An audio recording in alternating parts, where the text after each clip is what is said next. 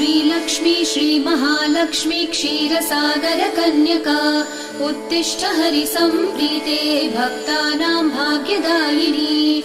श्रीलक्ष्मी श्रीमहालक्ष्मी क्षीरसागरकन्यका उत्तिष्ठ हरिसम्प्रीते भक्तानां भाग्यदायिनी।